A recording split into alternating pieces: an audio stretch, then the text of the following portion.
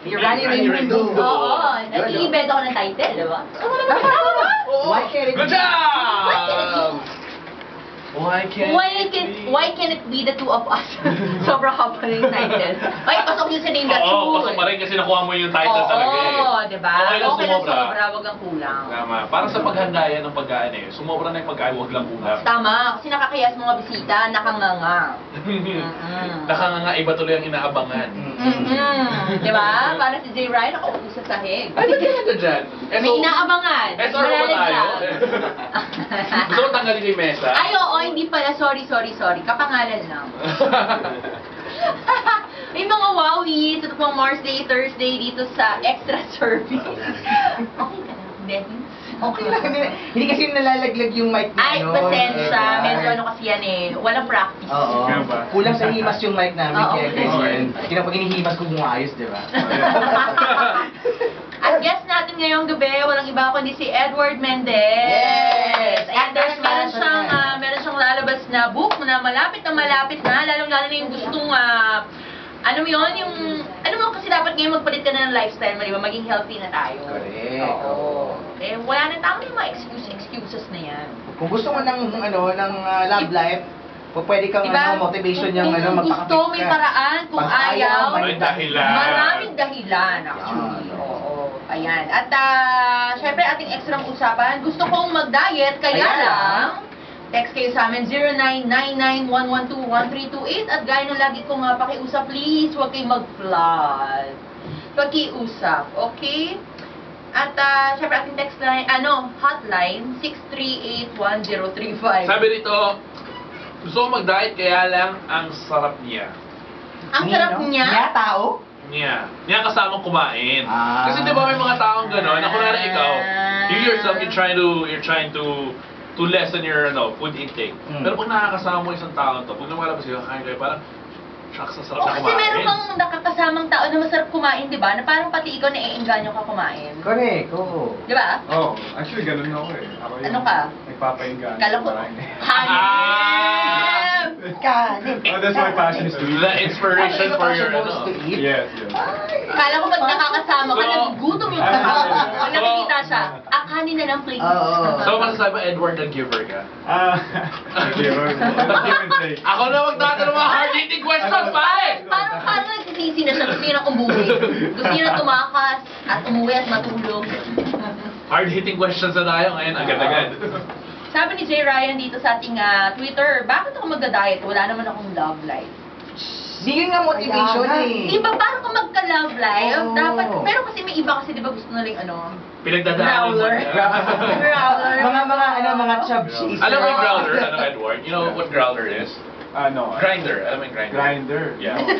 Yeah. Mamaya explain Check nga namin. namin kung may grinder ka. Buksan mo nga yung porno kung may grinder. Pag wala, Hindi, explain natin. grinder, Grinder ayun, sa- app yun para sa mga Becky. Parang ano siya, parang Social nasa-search, network. oo, nasa-search mo sino yung mga Becky, parang gaydar. Okay. Nalalaman kung sino yung mga Becky na sa paligid. So, pwede kayo mag-date, gano'n. Ganun ba? It's if you're trying to find a partner. Parang yun. So, pwede mo mahanap sa app using your phone.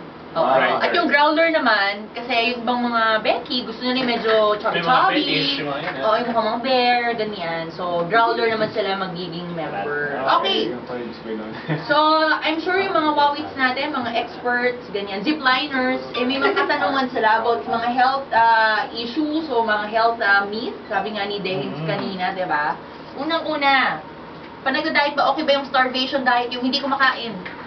Starvation diet is yung pinaka-common practice sa mga nagda-diet eh. Kasi Ayaw nila kumain. Ayaw nila kumain kasi yung pinaka-quick fix. Ang problema kasi kapag nag-starvation diet ka, the first 2 days or so, mag-lose ka ng fat pero ang kasama din yung muscles. Kaya nagiging saggy yung katawan mo. Kasi yung muscles yung responsible kung bakit tight and firm yung katawan mo eh. Tight and firm. So, ang bine-breakdown ng katawan mo, hindi lang yung fats, pati yung muscles. Kasi ang nasa-sense ng katawan mo, wala nang food na pumapasok. So, mag-a-adjust yan, yung metabolism mo, bababa rin. So, yung starvation diet, it never lasted, it never really worked.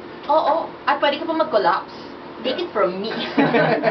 Gawain ko yan dati. Yeah. Oo, di ba? Ayun, nagka-fracture May ang iba paa. akong kilala, ginagawa naman nila is either water therapy or At nagiging therapy ka ngayon, nangyari? Pronounce your P P properly. Therapy, oh. At saka ano, yung nag-shake lang sila the whole time. Yeah, nag-shake. Nag-shake, fruit shake lang the whole time. The problem kasi, kung yung muscles mo, kapag nag-lose ka, due to the lack of protein, pati calories coming in, ang na-sacrifice din yung pag-break yung muscles mo.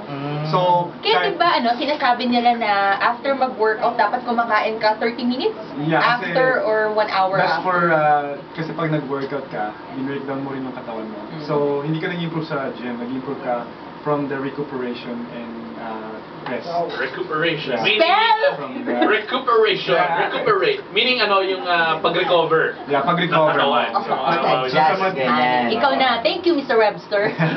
You're welcome, Miss Francine.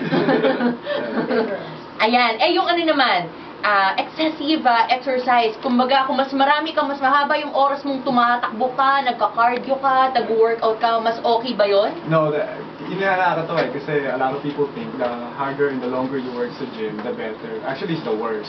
Talaga? Yeah, yung Ano ba yung tama lang? yung tama lang maximum mo is 1 hour. Kasi yung mental stress and physical stress, pareho yan. Pag nag-produce ka ng too much stress sa katawan mo because of mental or depression, papayat ka. Nauubos yung muscles mo. Kaya pag sinabi, nangayat ka kasi stress puyat eh. Diba? Pero bagsak yung katawan mo. When you are working out too much, magpuproduce ka rin ng stress hormones similar to the mental stress. So kapag after 45 minutes, nagpuproduce ka ng negative stress, kapag pinoprolong mo pa yung workout mo, useless na. Kasi ang binaburn mo, kinakain mo, muscles, hindi na fats. Kaya mangyari, papayat ka, lilit ka, pero yung shape ng katawan mo, pareho pa rin.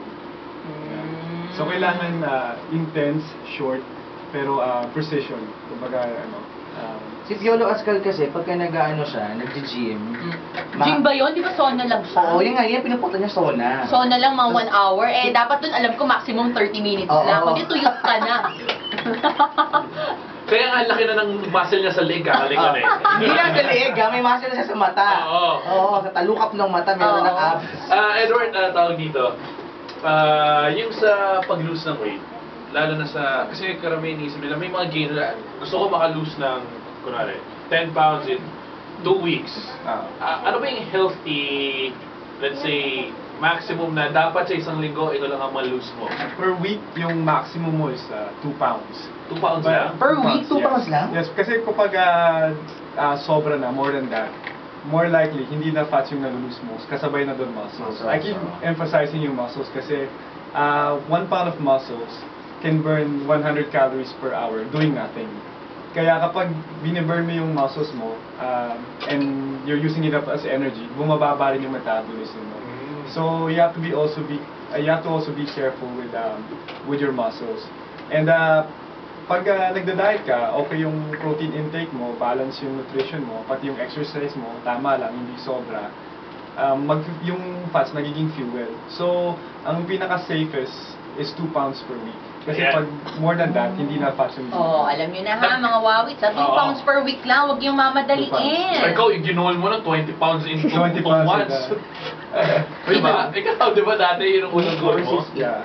Yung may sabi ko? Nag-una. Sorry, nakalimutan ko na. Diet eh. Diet. Nagda-diet. Pero, Yeah. paulit-ulit mo na nasabi, protein, ano ba talaga yung pagkain na is rich in protein? Para alam ng mga... Meat. Yung mga